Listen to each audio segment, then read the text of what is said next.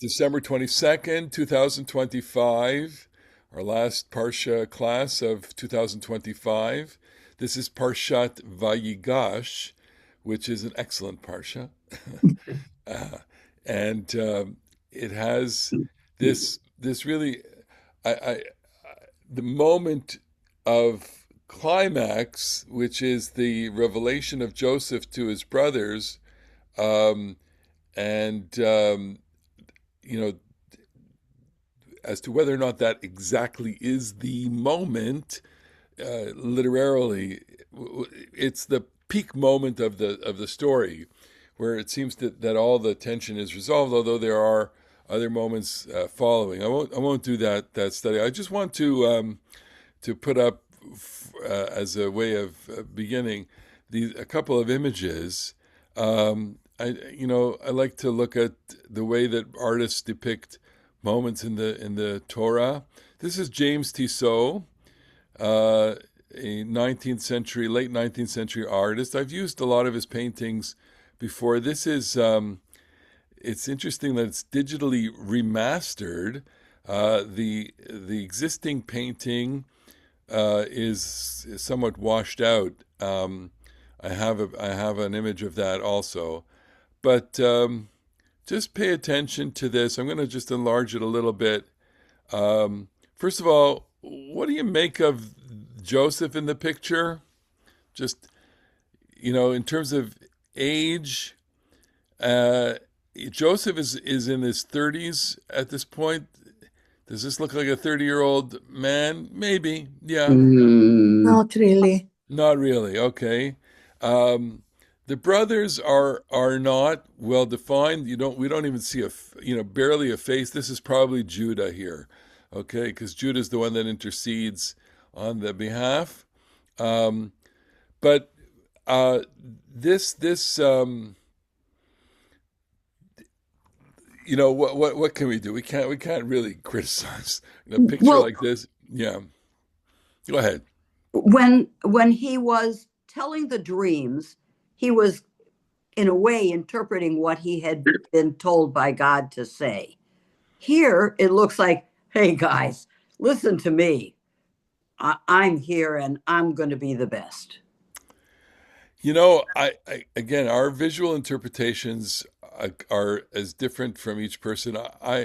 This expression here, which is, I'm sorry, it's gonna. Bare one's soul and It, bare one's chest. this is about being open, being vulnerable, being,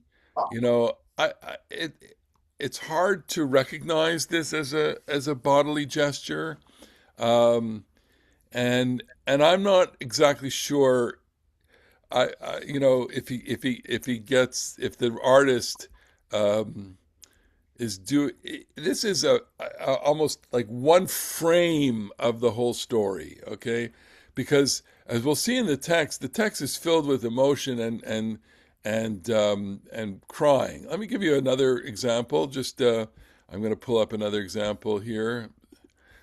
This is a much more classic rendition. You probably have seen this one. I'll put it up in a second. This is this one. This is Gustav Doré. Okay, and and the same.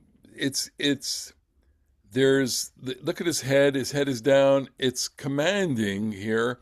The brothers are kind of all over the place and all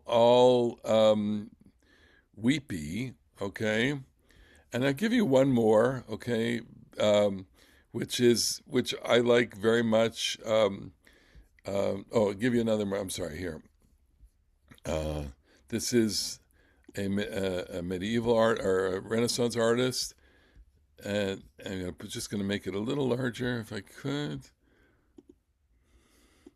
So I'm sorry. This has there's more going on in this picture.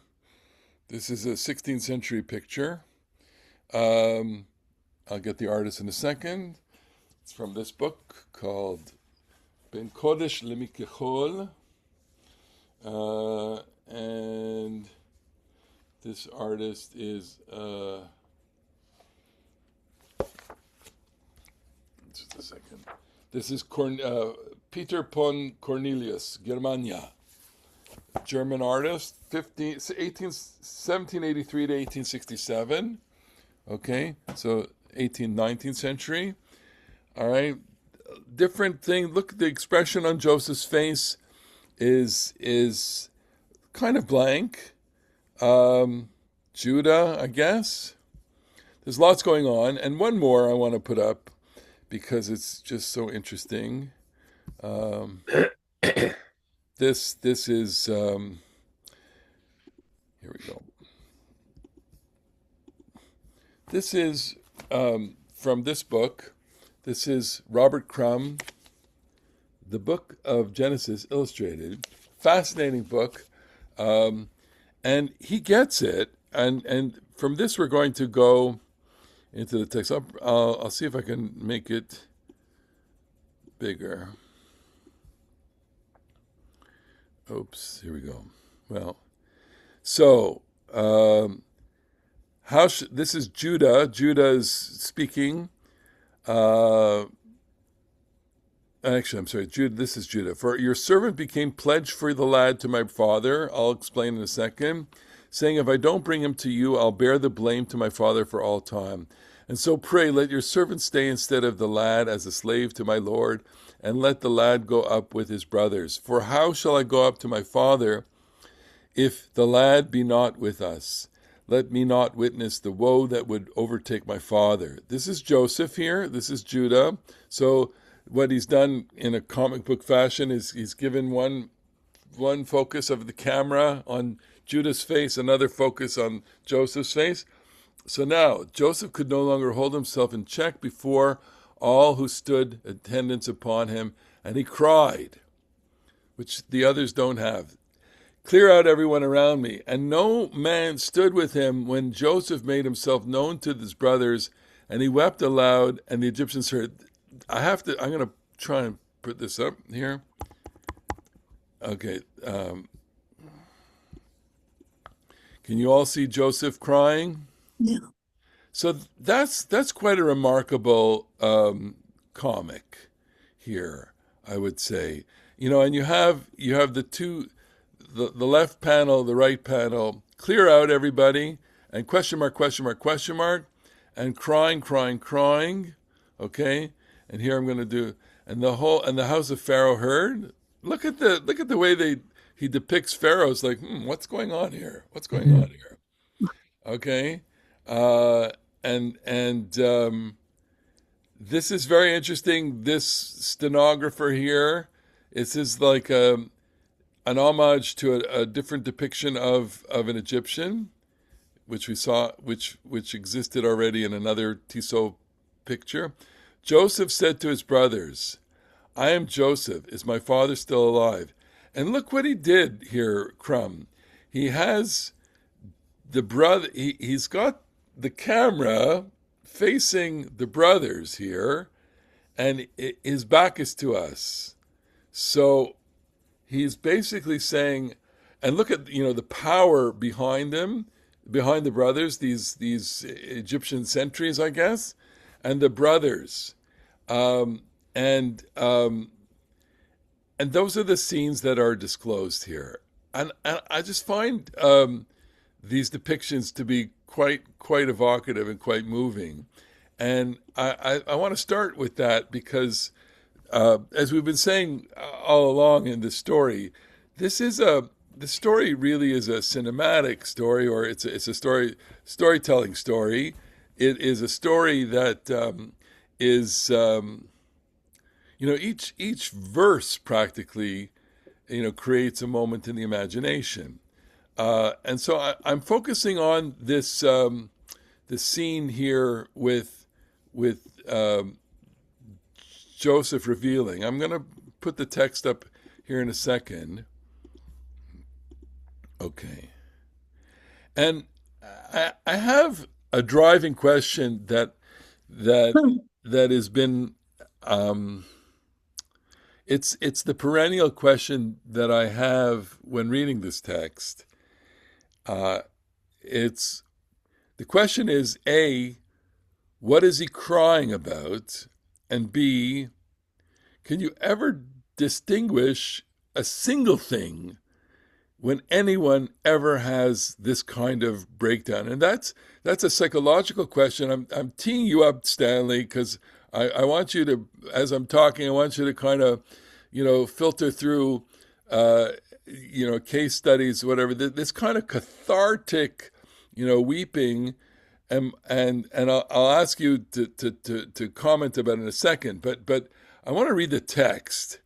The text is here: Yosef could no longer restrain himself in the presence of all who were stationed around him. And it's true. We haven't done the analysis of the whole presentation that Judah makes, which is a very, very emotional presentation. I have where I want to go with this, but this is the critical moment which I've shown you in the various pictures. And he called out, "Have everyone leave me," so that no one stood in attendance upon him when Yosef made himself known to his brothers. He put forth his voice in weeping. The Egyptians heard, and Pharaoh's household heard. Then Yosef said to his brothers, "I am Yosef. Is my father still alive?" But his brothers were not able to answer him, for they were terrified before him. Now, I'm reading this not knowing what the time lapses are between the statement and the reactions. There's the storyteller in me, which is you have to tell the story, and then there's the stage presentation or the film presentation, which is I have to be aware of the audience in terms of timing, because I can't stretch this out too much, because it'll be beyond the ability of the audience to bear the tension, and the audience will rebel in some way. When you do this with an audience, the audience gets so frustrated. I see this all the time, especially in speeches. This happens, for example, God forbid, during funerals, when someone can't contain themselves and they start weeping on the podium, and everybody's sitting there, and they give that person a second to, it's beats, 1 beat, 2 beat, 3 beats, 4 beats. But if it goes beyond that, the audience is getting really frustrated. And so here I'm saying, he put his voice in weeping. We're with him. We can see this. I'm giving him the crying, and I'm not a method actor, so I can't do this on cue here, and I don't want to. But he's weeping. How long does this go on? And then he said to his brothers, "I am Joseph," and I don't know what the tone, the music is, what the tone is. I often think of it as "Hani Yosef," and like he's shouting it, but is he shouting it? Is he? My tendency is so theatrical. "Oh, I am Joseph," No, it's "I'm Joseph. I am Joseph. Is my father still alive?" That, again, the moment he is saying this, he's relating to his father, and that is the critical relationship here. And I want to just hold that and talk about that in a second. But his brothers were not able to answer him, for they were terrified before him. So no artist can really capture that. What are they trying to do here? What kind of picture are we trying to present here in terms of the terror that the brothers have? And then he says to them, "Come close to me." They came close. He said, "I am Joseph, your brother, whom you sold into Egypt." So again, and literally it's, "I'm Joseph. Is my father still alive? I'm Joseph, who you sold to Egypt." Two different real sides of the story. My father-son relationship, my relationship, and my relationship with you. But now, do not be pained. Do not let upset be in your eyes that you sold me here, for it was to save life that God sent me before you. And I find it's like I just reading it. I'm sorry, to get so it's emotional. It's emotional to read it. I get exhausted just thinking about it because it is so pent up with all this emotion. Okay, Susie, and then maybe I'll turn to Stanley and see. Go ahead. So he says, Vayitain et kolo b'v'chi. I would think it would be Vayisa et kolo. So I'm wondering, how loud this crying was, and maybe it wasn't. And then as far as the two statements go, when he says, I'm Joseph, your brother, is my father alive, like I imagine this shock, on the faces and of his brothers, and maybe a little bit of disbelief. So he says it again, I'm the one you sold into slavery. Then they'll get it, because nobody else could know that. I agree with you. I think those two moments are the first moment is a moment really to shock, and a moment, once he says I am Joseph, that's when you're listening to this, and where are you in the scene? Where are you, Joseph? Are you the brothers? Are you the audience here? Are you the sentries? I mean, which character are you imagining?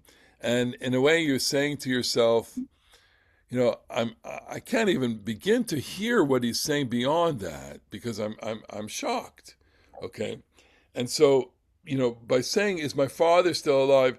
Again, we didn't read the whole 30 verses beforehand in which Judah is invoking the father all the time, and that our classic reading of this is that this is tugging at his emotions. There is that relationship here.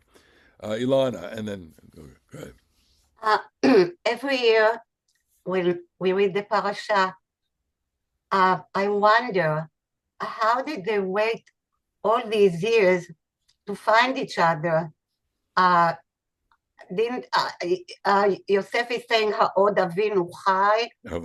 Why didn't he want to know earlier, before, like years before, about the family and everybody?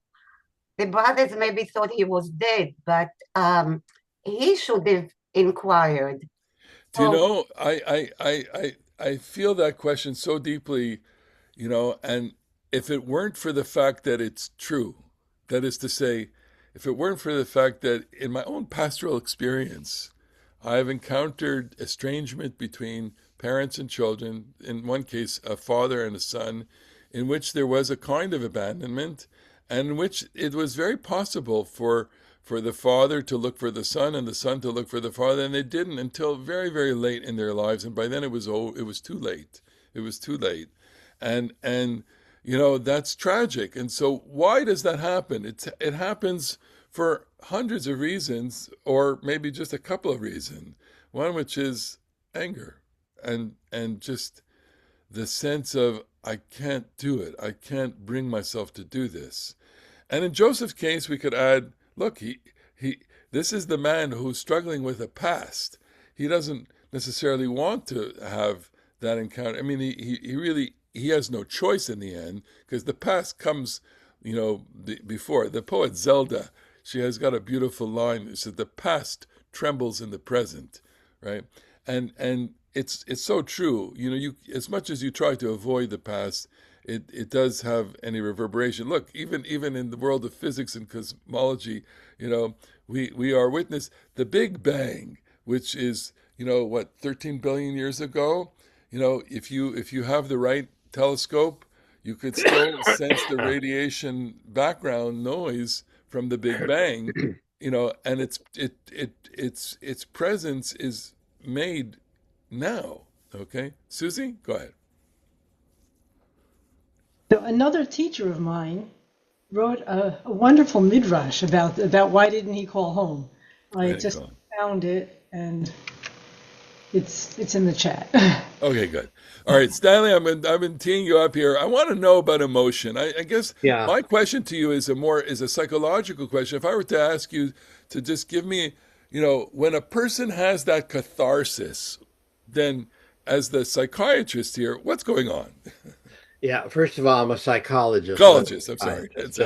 Just to clarify. But look, I think what's going on is this, that I mean, Joseph has known who these folks were to begin with.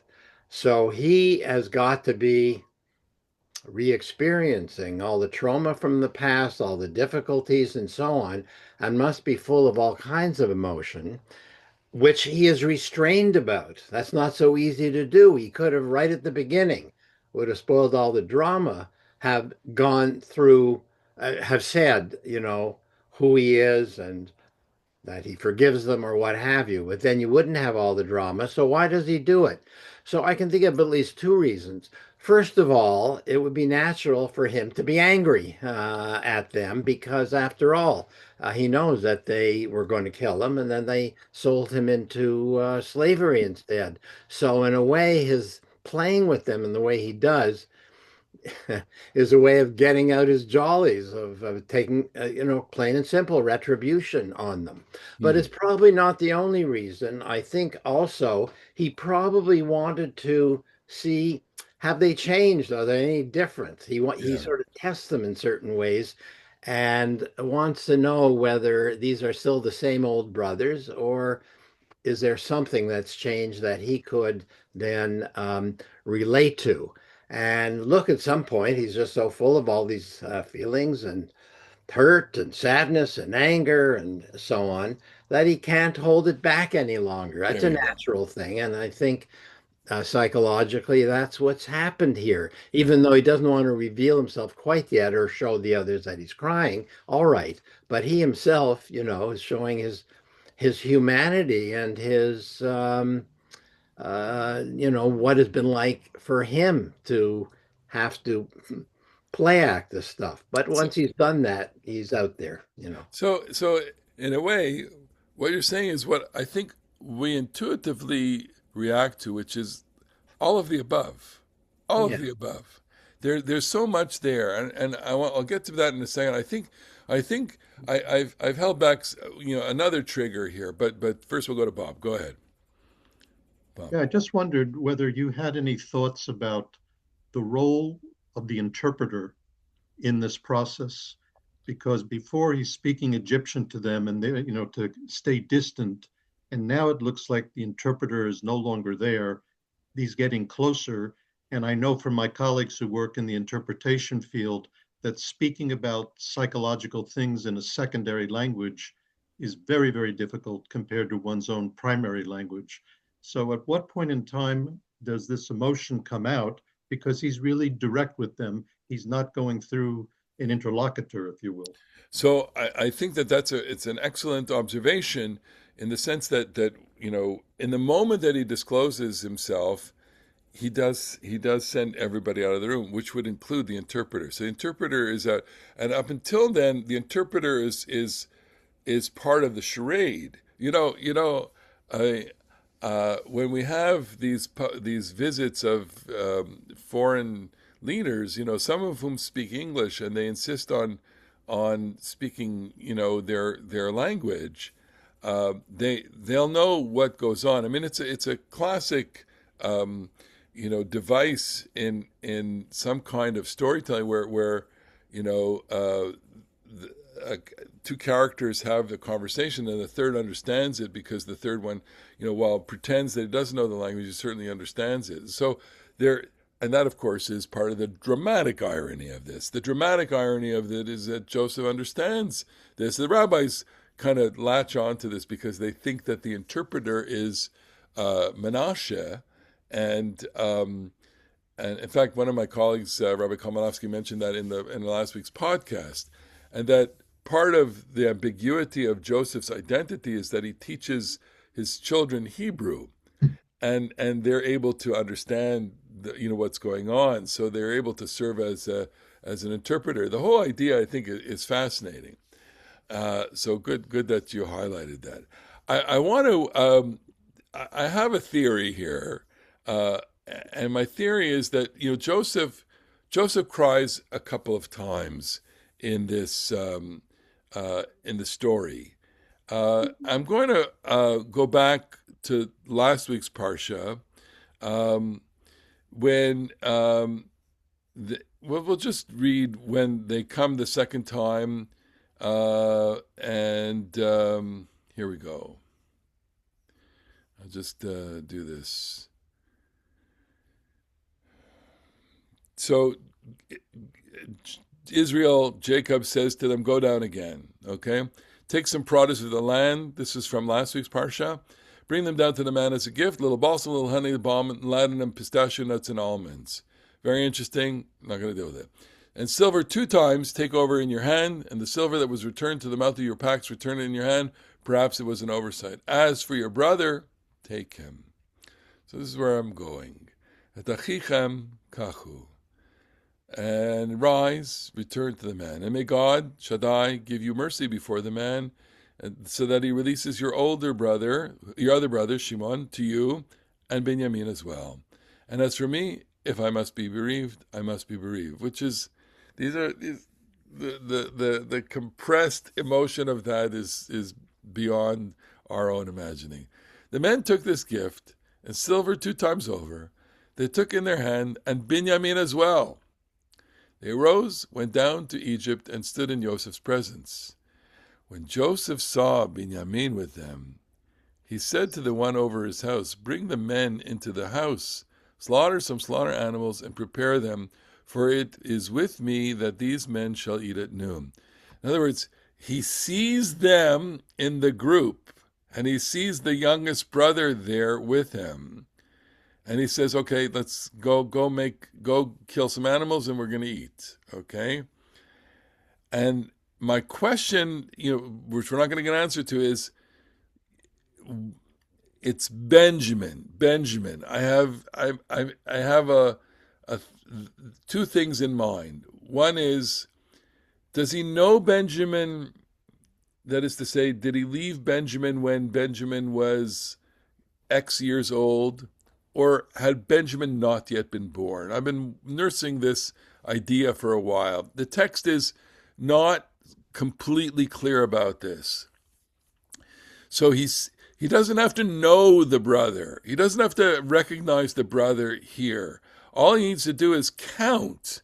And he knows that there are going to be 11 there. That all of them are 11. He is 12. Okay?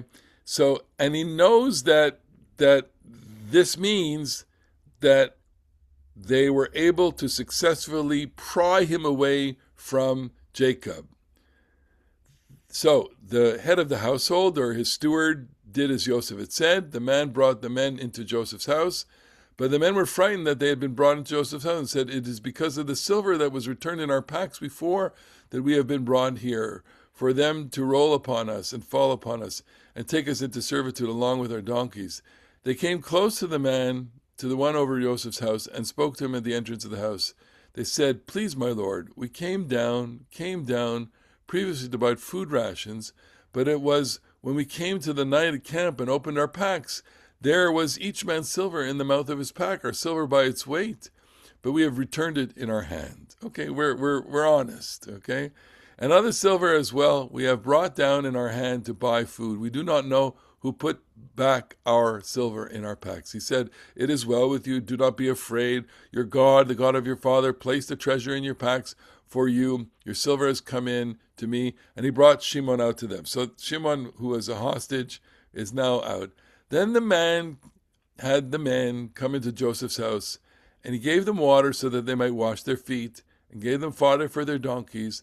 They prepared the gift until Joseph came back at noon, for they understood that they were to eat bread there. Joseph came into the house, and they brought him the gift that was in their hand into the house, and bowed low to him to the earth. And the gift, as you saw, was nuts, pistachios, ladanum, honey, etc. These are emotional things, okay? He asked after their welfare and said, is your old father well, of whom you spoke? Is he still alive? They said, your servant, our father, is well. He is still alive. And they did homage and bowed low. He lifted his eyes and saw Benjamin, his brother, his mother's son. And he said, is this your youngest brother of whom you spoke to me? And he said, may God show you favor, my son. And in haste, for his insides were so kindled toward his brother that he had to weep, Joseph entered an inner room and wept there. And that is the verse that I want to talk about, because it's not the first time he cries, but it's the time here that he cries, and it's a different kind of crying here, and it's emotional. And I'm just going to keep the text here for a second. Again, he lifted up his eyes, vayisa einav, vayare Benyamin achiv. He sees Benjamin, his brother, Ben imo, son of his mother. Vayomer hazeh achichem hakaton. Is this your little brother, asher amartem elai, that you've told me about? Vayomer lahim yachnecha beni. He said, may God show you favor, my son. And in haste, he goes and what does he go? Vayivakesh livkot. He wants to cry. He sees them. He sees it's emotionally welling up in him. Vayavo hachadra vayef ksham. He goes in an inner room and he weeps there. Okay. So what happened there? And my question is, what happened there? And is some of that replicating itself when we have the great scene of catharsis in this week's Parsha? So I'm going to jump and say, of course, some of it is right, because we said all of the above, right? The emotions are everything. But this is a precursor to all of that emotion. And again, what do you think is happening there when he sees his brother?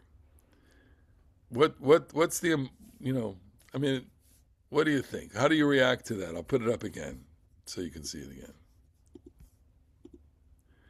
Anybody? Well, he's very emotional, obviously. He has so much feelings that he kept inside. Maybe now is being released, some of these tensions and feelings. So it's okay. So it's I mean, you're answering in a way that's obvious. It's obvious. He's got these feelings, and it's obvious. And I want to just kind of identify them. So Bob, go ahead, and then Susie. Yeah, I mean, I don't know the Hebrew, but I'm noticing that in the latter case with his brothers, he puts his weeping into voice, which is an external weeping. Here, it's all about internal stuff, internal room, internal weeping. So I don't even know if anybody would hear his weeping or if it's to himself. So what is so interesting about that, and that of course is going on literarily and also stage-wise, it's going into the interior room, which is going into the self. But he comes out and we've all had experience of seeing someone after a cry and then they say, no, I've not been crying. You could see it in their face. You need to kind of splash a lot of water on your face in order to really disguise it. And I don't know how he can get away without disguising himself afterwards. And that to me is a kind of the theatrical part of it, which is, as I read the story or I would tell the story, I feel that it's almost impossible for him to overcome this moment where he has in some way revealed himself. I would say, as one of the themes of storytelling, as I've discussed in the last couple of weeks, which is there's concealing and revealing. So he's concealing his emotion, as you correctly observed, by going into the self, going into the room. And he comes, he weeps, he cries, and he washes his face. What does it say? Then he washed his face. As if it were that simple, right? I guess I was just saying, I'm sorry, I guess I was just saying the old saying, men cry without tears sometimes, up to here. You think it's more than... in a way, I don't know what men are crying a lot in the Bible, okay? Whether or not they have that same puritanical, set of characteristics like men of a certain generation did. But the emotions are flowing here. My little sensitivity here is he washes his face, and if you have even a quarter of the ingenuity of Joseph, you see something's going on here. Okay, so what do we got? We got Susie's. Go ahead. So if you can put back the text and scroll up a little bit, so that yeah, that right here. So by sign out, so the trup itself gets very, like, as opposed to the rest of the pasuk, the trup is very dramatic. Sure. So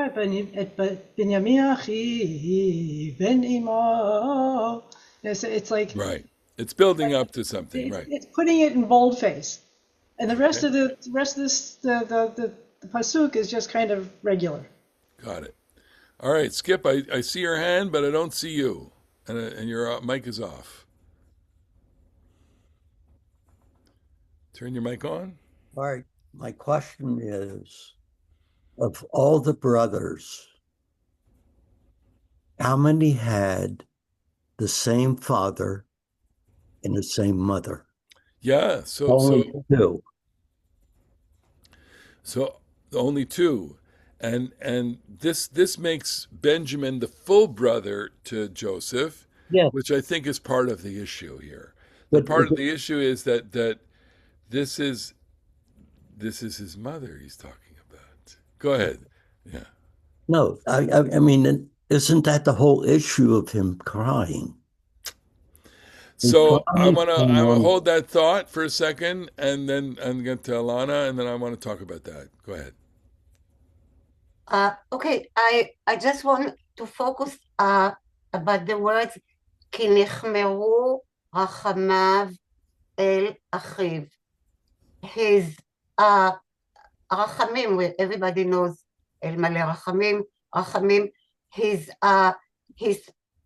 the way it's written is very, very different. His feelings, his pity, he felt sorry to his brother, not of his brother, not about his feelings are so strong towards Benjamin. So I think his crying is really, it's Yeah. being focused towards that way about why is he so upset about Benjamin. Okay. All right. Let me try and answer this, and I'm going to try and answer Alana and also Skip. Look, I think I don't want to say the word phantom here, but there's one person missing in the whole story, and of course all the women in this room will appreciate that. Rachel is missing. The mother is missing. Now, the mother died in childbirth with Benjamin. Okay, the Torah, and here the Torah never deals with the sense of loss that the children, in this case it would be Joseph for sure, and Benjamin, would have for the mother. And my lousy answer to that is because it would just it's so emotionally wrought that it would be so it would require a whole chapter on its own, and the story needs to move in that direction. So the story is leaving all of that out, but that whole notion is hovering here for so many reasons. And here is the big puzzle that I'm working on, which is if Benjamin had not yet been born when Joseph was sold into slavery, follow that line for a second, okay? My scenario that I'm developing is that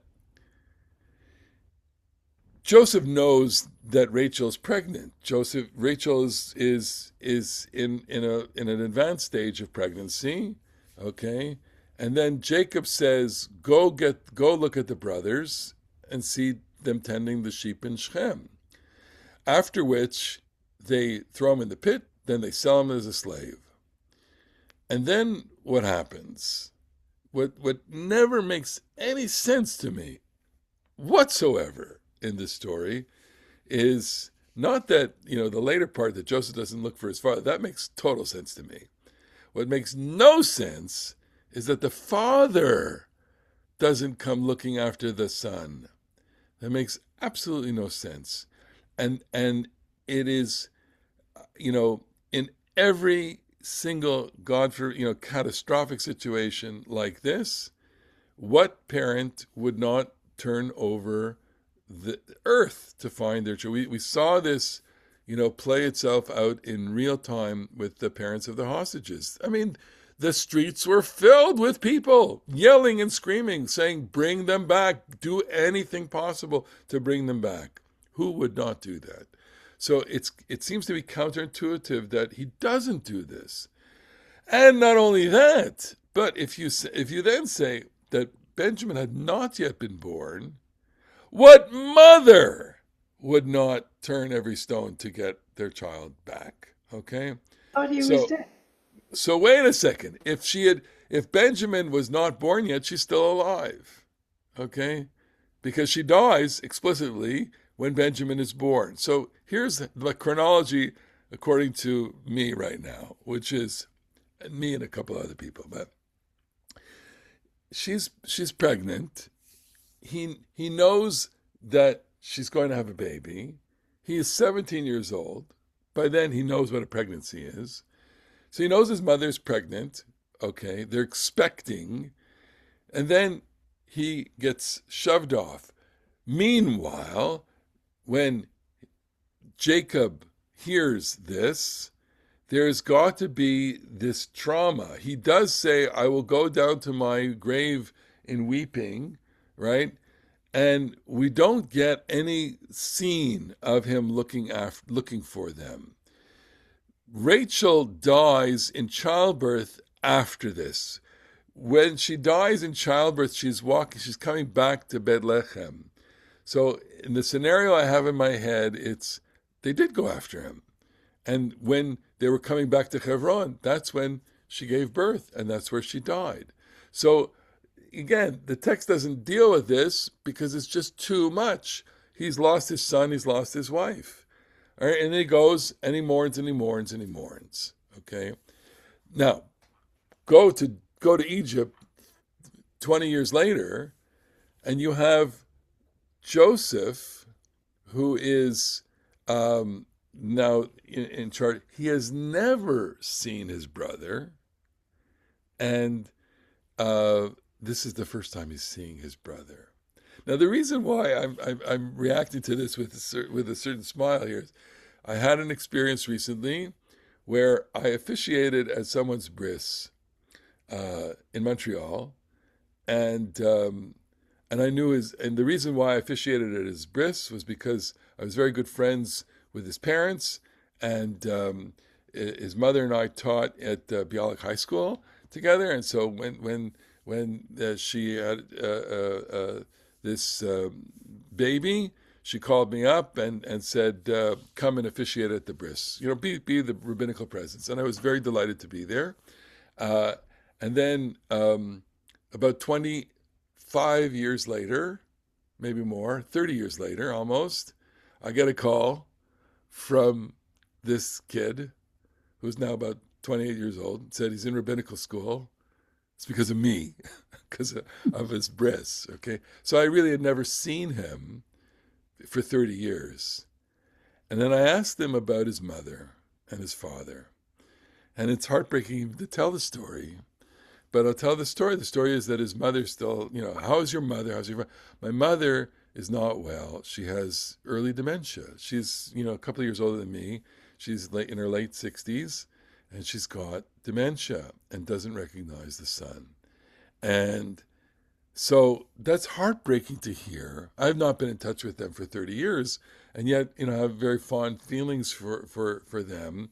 We from time to time would be in touch, but certainly not in the recent past. So it's emotional, to see someone who you've never seen before, who says, "I'm that little kid," or "I was in my mommy." When you knew my mother, I was not born yet, and there's just something beyond, emotion in that. And so I forgive me for projecting too much into the story, but I can't help but project into the story a set of emotions at that moment in which of course he's going to cry, of course he's going to be emotional.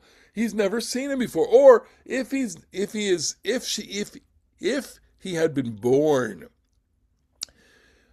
he was just a small child, and he missed a whole childhood. He missed a whole 2 decades with his brother, and even that, of course, would be enough to put him over the edge.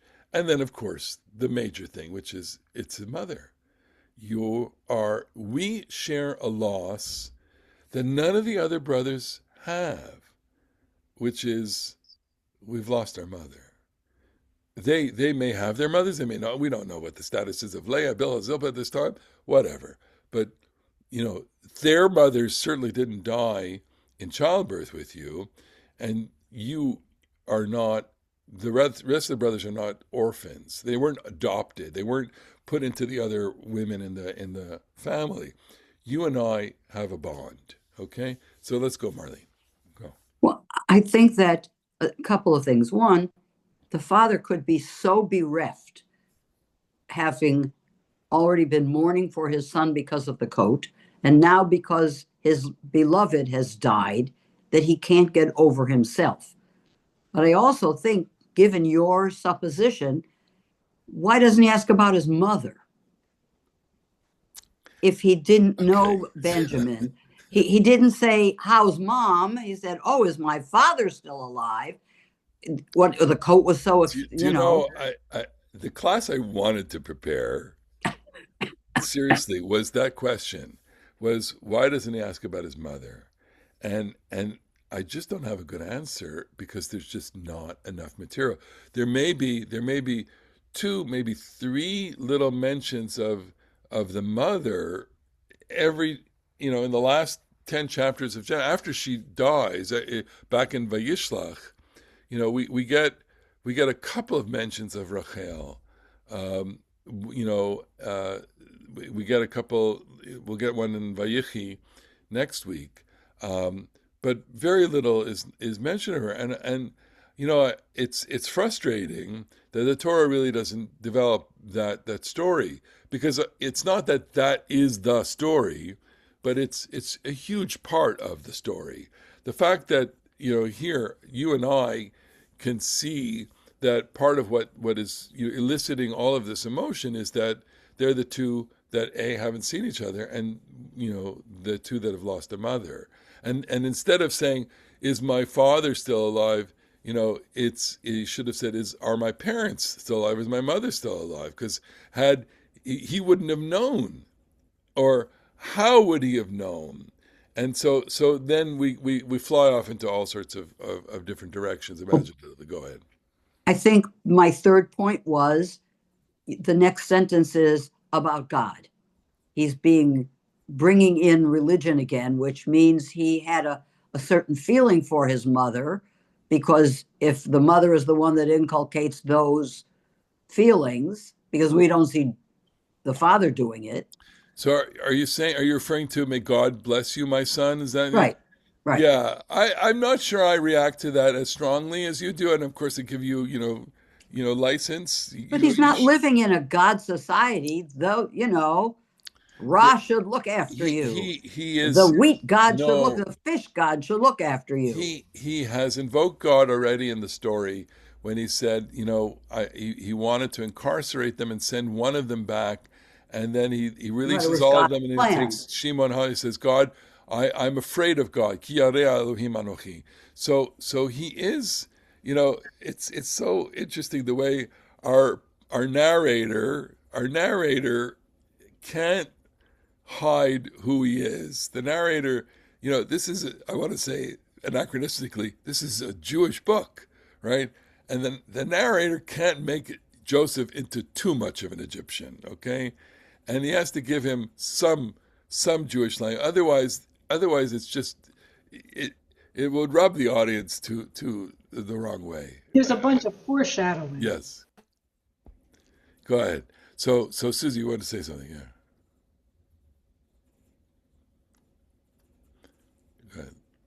Um, so as far as asking about his father, not asking about his mother, so that the whole conversation between him and his brothers had to do with the father.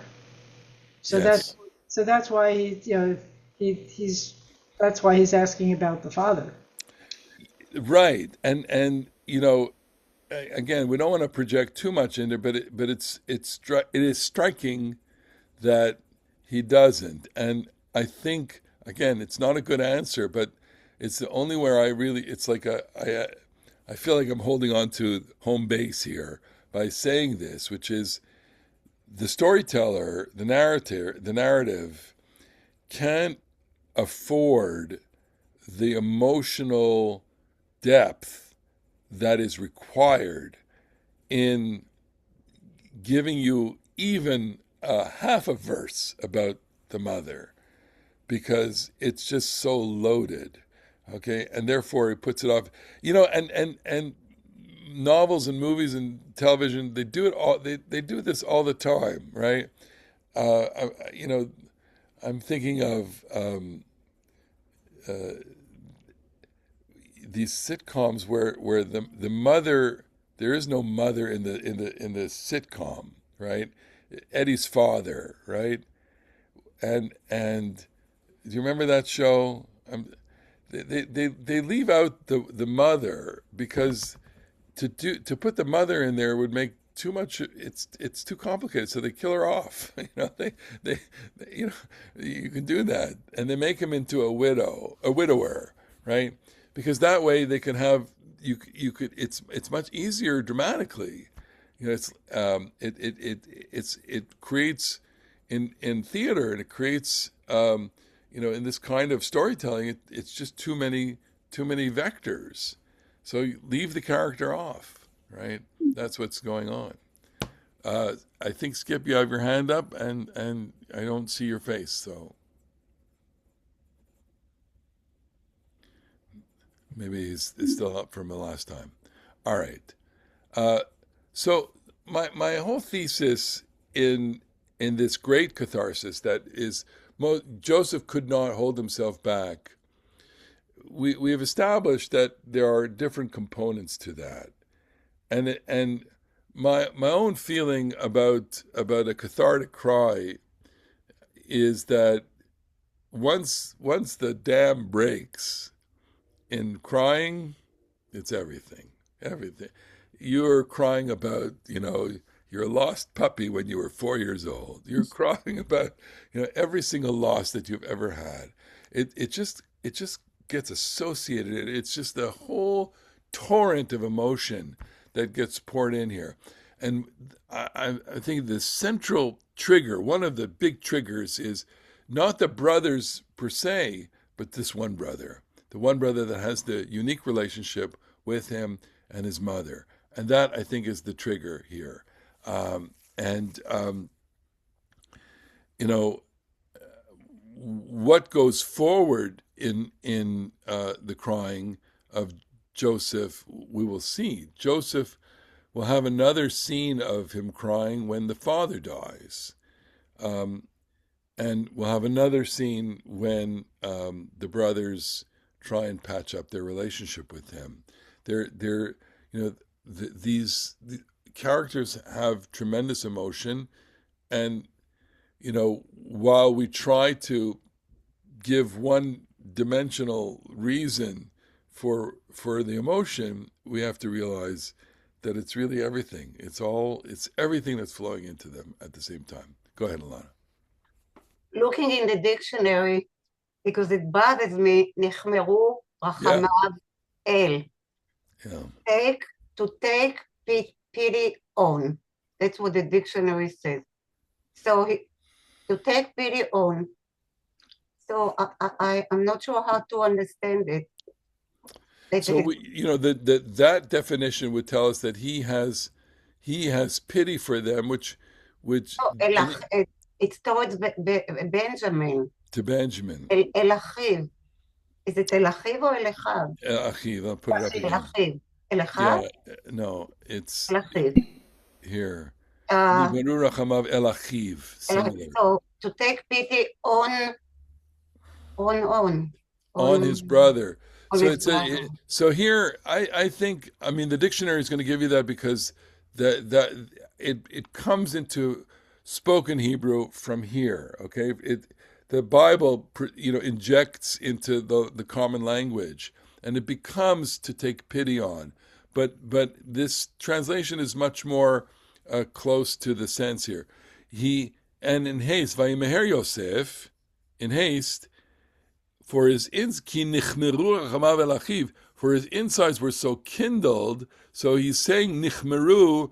Now I must find that kaf mem resh as a shoresh is something to do with kindling. El achiv, to his brother. Vayevakesh lifkot, that he had to weep. Vayavo achadar vayesh shama. So he went to the inner room and he wept there. Okay, and so that would be the the. I'm just trying to look for my other translation here. This is Robert Alter here. I'm going to just. Now Robert Alter always gives a nice, much more poetic. The one I have up in front of me is Everett Fox, and he's very literal. I like it because it just tries to get the Hebrew in here. So 43:30. So he says, Joseph hurried out, for his feelings for his brother overwhelmed him, and he wanted to weep. Now that is probably a much better translation. Overwhelmed, nichmeru rachamav, and here is feelings overwhelming. That's a better idiom for this, and that kind of makes sense. Okay. I just want to add that the shoresh, the root, kaf mem resh, lehichamer, Yeah. not used very much, but it's to be warmed towards. Okay. So that makes sense a It little bit. makes sense. You're all stirred up and overwhelmed. It's in Yiddish it would be verklempt. Okay, we have to look at the. Oh, just for a second, we'll get the Yiddish translation. We'll get the whole. Here, I always like to look at these things. This is Sefaria, so translations. Oops, 30. So. Joseph made haste, for his heart yearned. Joseph hurried out. Joseph hastened to close the congregation. Pitied, sorry.